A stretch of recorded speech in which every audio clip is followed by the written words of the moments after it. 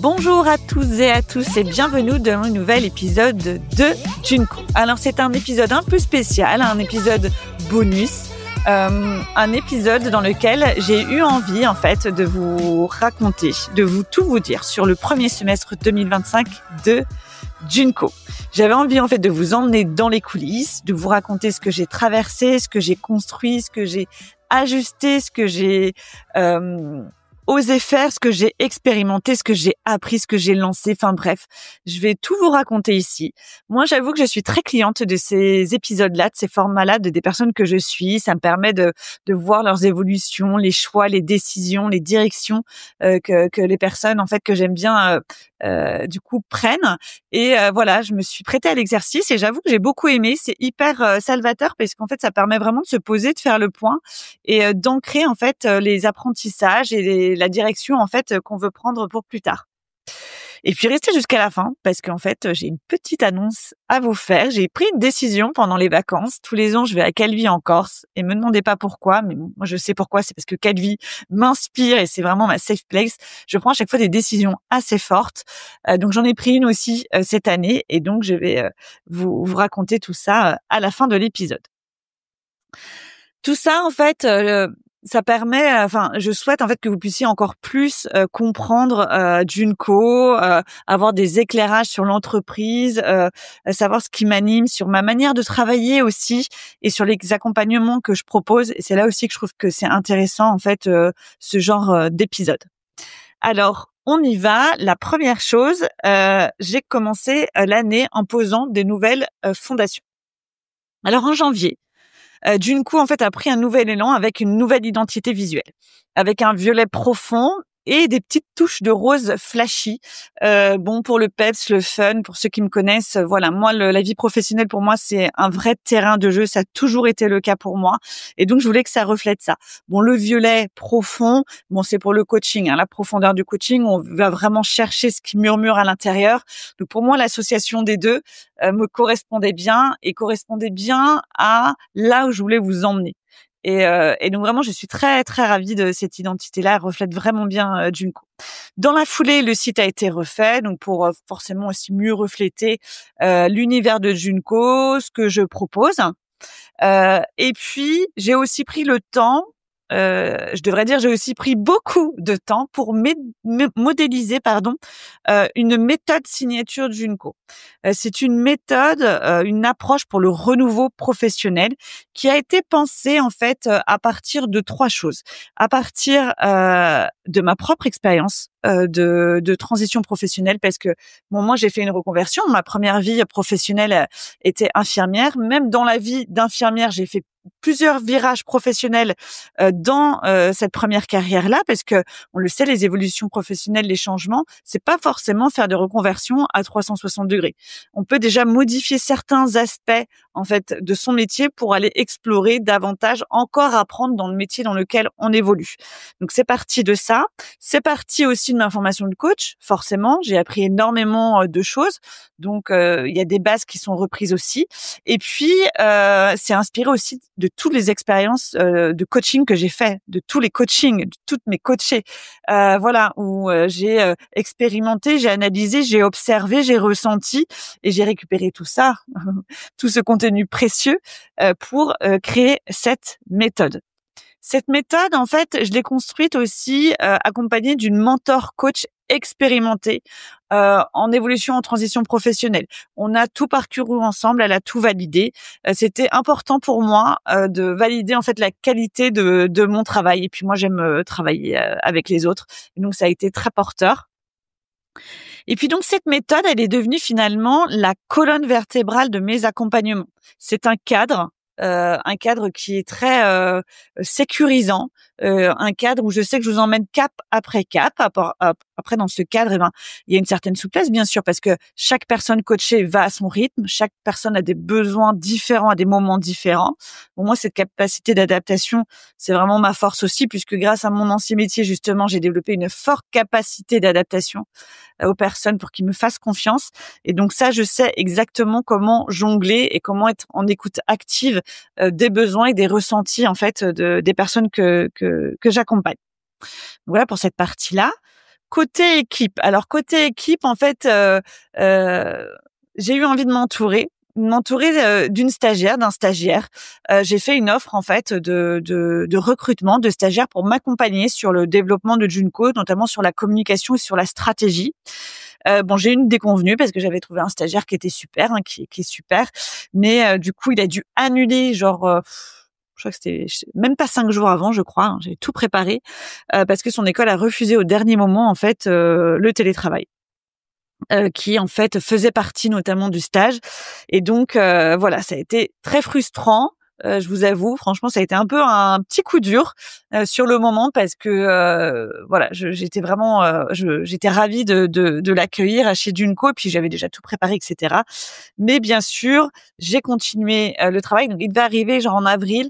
J'ai continué et parallèlement, bien sûr, la vie est bien faite. Est arrivée sur mon chemin Astrid, qui est devenue ma première stagiaire avec un profil mais extraordinaire, qui était même pas une stagiaire, qui était une collaboratrice. On a vachement bien travaillé ensemble sur toute la stratégie de com, les supports de commercialisation, etc.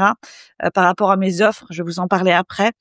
J'ai beaucoup aimé travailler à deux. Bon, je sais, clairement, je suis tombée sur une pépite. Clairement, on a fité de fou toutes les deux, mais aussi ça a été très stimulant intellectuellement et j'ai vraiment adoré et ça m'a confirmé que moi j'aime beaucoup travailler à plusieurs.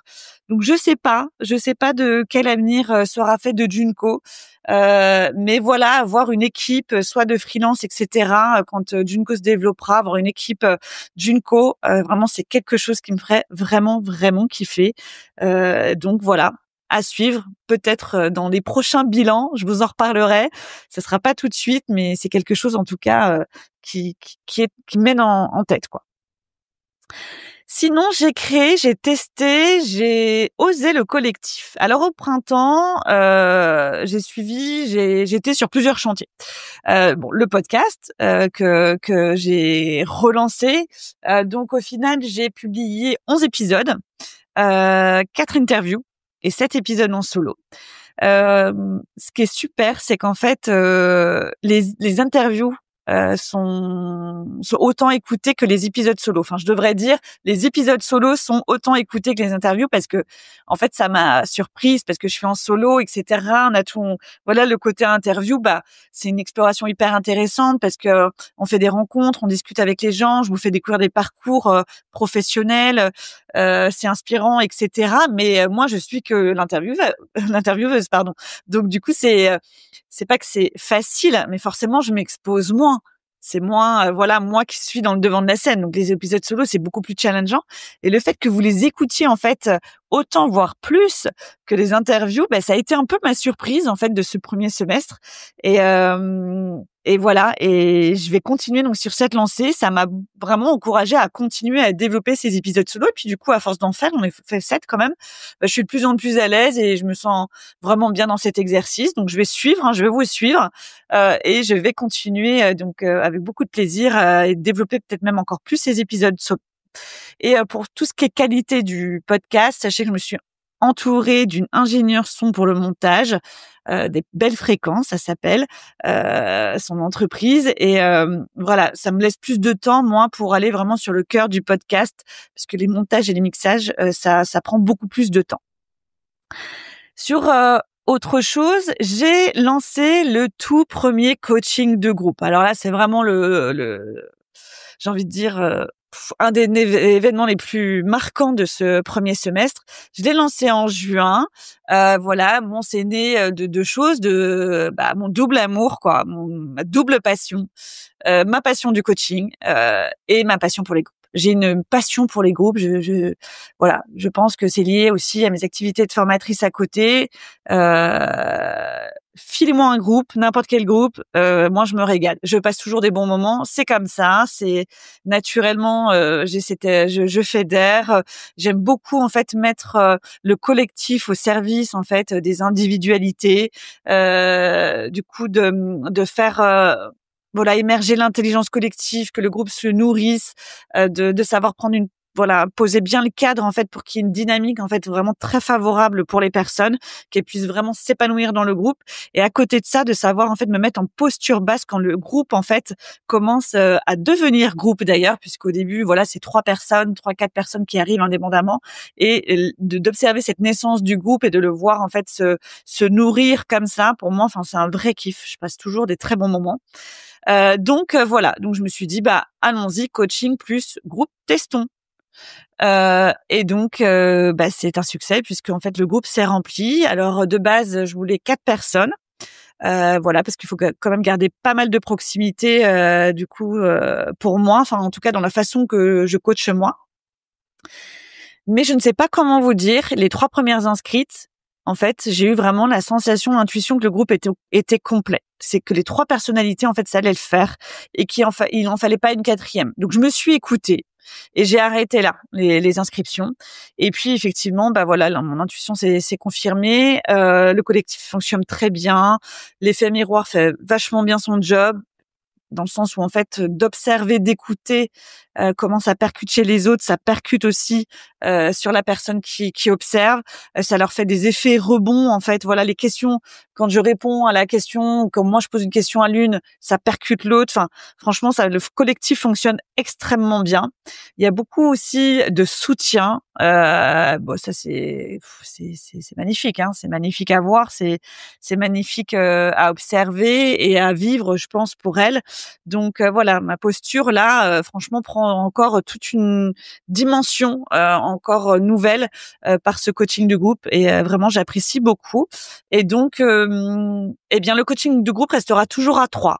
Pour l'instant, je resterai en trio. Donc, vous voyez, du coup, les places sont assez chères entre guillemets, puisque du coup, il y a que 3 places à chaque fois. Mais je préfère encore lancer plus de groupes. Donc là, je vais vous expliquer un petit peu ce qui viendra plus tard, plutôt que de faire des gros groupes. Là, les 3, je peux vous dire que je les ai bien en tête. Je savais exactement voilà, moi j'ai énormément de mémoire quand il s'agit en fait de mes coachés, et donc je peux rebondir sur quelque chose qu'elles m'ont dit à la séance 2, à la séance 1, etc. Et ça, je pense que quand même le format trio aide beaucoup à ça, pour pouvoir moi me servir vraiment de tout ce qui s'est passé, me saisir, pouvoir notifier un petit peu aussi les paradoxes. Voilà, tout ça c'est important pour moi que du coup ça se fasse 4 ans en tout cas pour le moment. Et puis il y a aussi le coaching individuel. Donc j'ai lancé en parallèle, enfin non, juste après le coaching de groupe, ce programme-là, donc avec la méthode modélisée dont je vous parlais tout à l'heure de renouveau professionnel. Je l'ai proposé en individuel parce que le groupe ne convient pas à tout le monde. Je pense que les 3 personnes qui ont pris le coaching de groupe, clairement, elles l'ont pris parce que c'était en groupe. Mais là, j'ai lancé en fait, je crois que c'était fin juin même, le coaching individuel, en lançant en fait des places à partir de mi-août. Et la première place a été prise directement. Là, son coaching commence dans 2 jours. Et elle, pour autant, elle n'aurait pas fait de coaching de groupe. Elle a besoin d'une proximité, elle a besoin de tête à tête, elle a besoin, je pense, d'un partenariat très fort. Et donc, c'est possible aussi comme ça. Et j'ai vraiment, vraiment, ça va lui convenir. Et donc, ça m'invite aussi à garder ce coaching individuel où, du coup, il y aura 1 à 2 places par mois pour ce programme de coaching individuel. Et puis, j'ai créé aussi avec l'aide d'Astrid, qui m'a accompagnée du coup dans la création de cette offre-là, une offre entreprise qui est pensée en fait pour accompagner l'évolution et l'adaptation en fait au changement de collaborateurs, d'entreprise. Le monde du travail change très très vite. Les personnes doivent vite s'adapter à plein de changements, à des changements dans la relation client. Tout change. Et des fois, c'est pas facile de changer, de suivre les évolutions, de retrouver du sens, des repères dans tout ça. Donc, les collaborateurs des entreprises, à ce jour, en fait, sont confrontés à beaucoup de défis, beaucoup d'enjeux dans les entreprises. Et donc, j'ai eu l'idée de proposer une offre très simple de séance, d'un forfait de séance pour toute l'entreprise, et les collaborateurs, en fait, peuvent piocher dans ce forfait de séance qui est donc pour tout le monde. Et donc j'ai fait une offre, j'ai construit cette offre-là, et je me suis dit, je vais d'abord la challenger en fait avec une entreprise. J'ai eu un premier rendez-vous de prospection grâce à mon réseau avec une entreprise. Je voulais voir aussi comment je me sentais de présenter en fait cette offre-là parce que est-ce que je le sentais? Est-ce que j'arrivais bien à me faire comprendre? Est-ce que ça sonnait juste? Est-ce que voilà, et puis voir aussi bien sûr et surtout la réaction, les retours, les questions de la personne en face. J'ai eu des très très bons retours, donc je suis très très contente et je vais explorer ça. Donc ce qu'on appelle du B2B, du business to business. Donc en fait, c'est de l'offre aux entreprises. Donc c'est une toute autre démarche, de prospection qui est, je pense, beaucoup plus longue. Donc, il va falloir que je travaille sur le fond, que je sois là, que je travaille beaucoup mon réseau. Mais bon, j'adore ça, donc ça me pose pas de problème. Donc voilà, je me suis sentie moi très bien dans l'exercice parce que c'était pas d'arriver comme ça chez un dirigeant d'entreprise. Bonjour, je suis Florence Verdière de Junko. Voilà, il faut switcher, il faut trouver la bonne posture. Mais je me suis sentie bien, donc je vais continuer à prospecter, à identifier des entreprises aussi qui ont la capacité de faire bouger leur ligne parce que ça sert à rien de dire tenez on vous met à disposition des séances de coaching mais si derrière ça suit pas aucun sens de le faire. Donc voilà, va falloir que j'identifie un peu les entreprises pour pouvoir du coup les proposer à une bonne clientèle. Et puis dans ce premier semestre, j'ai ajusté, j'ai fait le point, j'ai eu une introspection aussi. Alors bien sûr, tout s'est pas déroulé comme prévu dans ce premier semestre. Voilà, je vous ai dit, il y a eu la déconvenue avec le stagiaire. Construire là cette méthode et mes offres, ça s'est bien passé. Mais alors clairement l'inconfort plus. On n'était pas dans la souffrance machin, mais ça a été quand même voilà, il a fallu que je trouve les bons formats, que le bon wording, les bons mots, que j'analyse et que j'observe et que je sois vraiment en écoute des personnes qui ont besoin du coaching, des problématiques, des enjeux pour du coup proposer quelque chose de cohérent et quelque chose que je sais faire. Donc voilà, il faut que tout s'imbrique comme ça. Et donc il faut porter tout ça, il faut garder une certaine lucidité, puis on croit qu'on a trouvé que c'est OK, que voilà, et puis finalement non, les petites montagnes russes, là, on connaît bien. Voilà, donc il faut rester lucide dans cette période-là, très concentré et faire confiance vraiment à l'avenir sans trop tout verrouiller, quoi. Donc il faut rester très ouvert et puis à la fois très concentré. Donc du coup, le rythme de travail sur le premier semestre, clairement, il a été ultra soutenu. Je me suis pris que 5 jours off en 6 mois. Sur le début de l'année, janvier, février et même mars, j'ai travaillé aussi pas mal de week-ends en plus. Mais voilà, ce projet-là, moi, j'avais besoin de me mettre tête dedans dans ce réalignement, de Junko, de ce que j'allais vous proposer. J'ai bien fait parce que voilà, maintenant le cap est clair. J'attaque ce second semestre vraiment très très sereinement. Et donc voilà. Mais après, c'est des rythmes qui sont pas durables, clairement, sur toute une année ou deux ou voilà. Enfin, en tout cas, me concernant, c'est pas durable. Donc j'ai pris parti de me prendre 4 semaines off parce que de toute façon, l'été dans nos domaines, c'est très très calme. Donc c'est là, il faut se saisir aussi du rythme en fait du marché, de notre marché. Et donc voilà, j'ai pris 4 semaines de pause cet été pour faire autre chose, me ressourcer, me reposer, kiffer, nager, profiter du soleil, etc. Et puis pour être d'attaque, pour préparer la rentrée ensuite sereinement. Donc je vous l'ai dit, j'ai été quand même beaucoup dans ma tête ces 6 premiers mois. Et donc juste avant les vacances, je me suis offert une journée qui sort complètement en fait de mes codes, de mes normes, de mes habitudes. Et j'ai fait une journée en fait d'introspection de mon entreprise avec Jeanne Dobriansky. Et pour tout vous dire, j'ai dessiné, j'ai dansé et j'ai écrit d'une voilà. Oui, j'ai dansé mon entreprise. C'est assez fou. J'ai été en plus dans un environnement vraiment bord de mer, vue sur la mer, dans une maison dite flottante. Il faudrait qu'à l'occasion peut-être que je l'interviewerai. Nicolas Bessec qui a monté ça en fait, il a réalisé un rêve d'enfant en fait avec cette maison flottante. Il a un projet de fou, vraiment un cadre hors du commun. Et puis cette journée, elle m'a permis vraiment de tac, ok, on débranche le cerveau. Et on se reconnecte à son corps, à ses ressentis, etc. Alors ça peut paraître olé olé, complètement voilà, complètement foufou, perché, mais vraiment d'expérimenter d'autres modalités et de vraiment de revenir à des ancrages, voilà, du corps, du cœur même, quoi. Voilà, de se réaligner, de refaire passer un peu l'énergie partout. Ça m'a vraiment fait du beaucoup, beaucoup de bien. Alors moi, je me suis complètement laissée porter. De toute façon, moi, généralement, quand je décide de sortir des clous comme ça, j'y vais à fond. Et là, ça a été le cas. Et puis voilà, ce qui en est sorti, c'est vraiment sur ce second semestre, de simplifier. C'est-à-dire que là, voilà, j'ai beaucoup, beaucoup travaillé.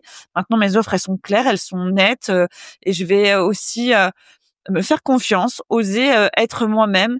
Il se trouve qu'en fait, les personnes qui viennent me voir, en fait, viennent me voir beaucoup pour mon énergie, et donc il faut que je puisse en fait permettre ça, et donc d'oser être pleinement soi-même. Parfois ça suffit, et là je vais vraiment dans cette direction-là pour le second semestre.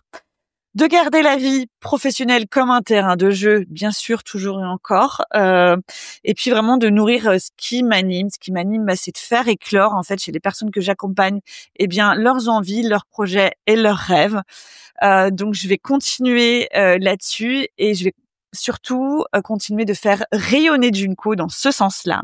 Et puis j'ai pris la décision après cette expérience-là, voilà, moi j'invite toujours, les coachings, de faire des prises de hauteur, des pas de côté. Et bien tous les 6 mois, je vais me créer comme celui-là un espace de prise de hauteur, mais avec des approches complètement nouvelles pour moi, qui sortent vraiment de mon cadre en fait de référence. Ce temps, il a été vraiment un vrai souffle. Il a vraiment renforcé une intention, donc de faire rayonner Junko, et ça a confirmé aussi le profil de mes clientes, qui sont vraiment des personnes majoritairement des femmes déjà, des femmes qui viennent de Rennes et de ses alentours, qui sont souvent donc dans un moment de flou professionnel. Elles tournent en rond. Elles tournent en rond, elles sont bloquées, elles sont dans le flou. Des fois, elles hésitent à changer de travail ou non, mais si elles changent pas de travail, eh bien, il faut faire quand même des ajustements dans leur travail. Elles ont, par contre, le point commun, c'est l'envie et presque le besoin express, de retrouver de l'élan, du mouvement et de la clarté dans leur vie professionnelle. Et comme je vous disais, à chaque fois, elles me disent, voilà, la méthode dont je vous ai parlé en début d'épisode, clairement, j'ai pas vraiment de questions là-dessus. Elles viennent pour mon énergie, ma personnalité, et tout ce qui est expertise, elles me font confiance, elles se laissent porter. Et donc là, pour elles, vraiment, je suis leur partenaire, quoi. Une partenaire privilégiée pour leur renouveau professionnel. Donc vraiment cet apprentissage qui s'est quand même vraiment imposé sur ma posture de coach, sur mon regard, sur ma capacité à synthétiser, à challenger, donc avec beaucoup de bienveillance. C'est ça qui attire, quoi, et qui fait que du coup les personnes se font accompagner. Alors, parlons de l'après, de ce qui arrive chez Junko. Déjà, coaching de groupe, les 2 prochains, il y aura 2 coachings de groupe de lancer d'ici la fin de l'année. Un mi-octobre et l'autre en décembre. Il y aura donc que 3 places par session. Et donc, c'est un format qui est pensé pour retrouver du mouvement, de l'élan, de la clarté dans sa vie professionnelle. Pour le coaching individuel, il y aura donc une place disponible par mois. Donc, la place d'août est déjà prise. Il y aura une place en septembre, en octobre, en novembre et en décembre. Là, on est sur un accompagnement qui est ultra privilégié, 100% personnalisé, où vraiment les gens ont besoin d'être dans leur petit cocon tout seuls. Et donc, ils pourront, grâce à cette formule-là. Le même objectif pour autant, c'est de retrouver de la clarté et du mouvement dans sa vie professionnelle. Je vais donc, comme je vous disais, développer le coaching en entreprise pour accompagner les collaborateurs dans leur évolution. Donc, si vous connaissez des entreprises ou des RH, parlons-en. On pourra discuter de ça, donc avec plaisir, si vous connaissez des entreprises qui sont ouvertes au coaching. Et puis, je vous ai parlé d'une annonce. Donc, une annonce qui, en fait, arrivera d'ici la fin de l'année. Cette annonce que je voulais vous faire, c'est que je vais lancer, je vais préparer le premier événement d'Unco en présentiel d'ici la fin de l'année.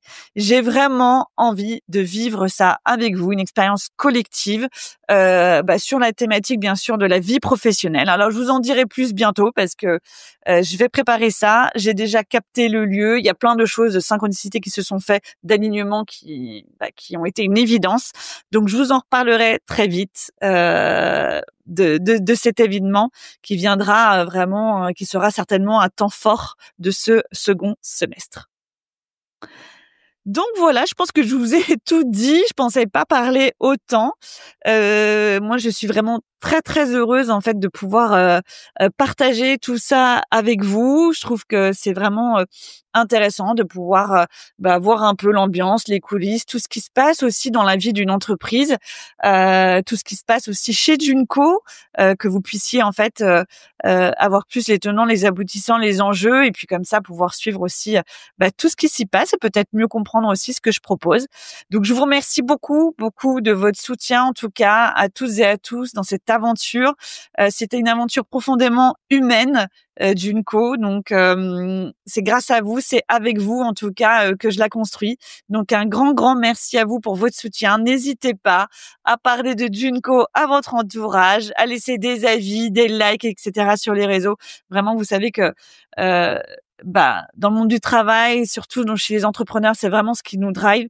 Donc c'est ce qui nous porte. Donc voilà, un grand merci à vous. Puis on se retrouve très vite pour un nouvel épisode de Junco. Et en attendant, prenez soin de vous et de vos projets professionnels. Bye bye.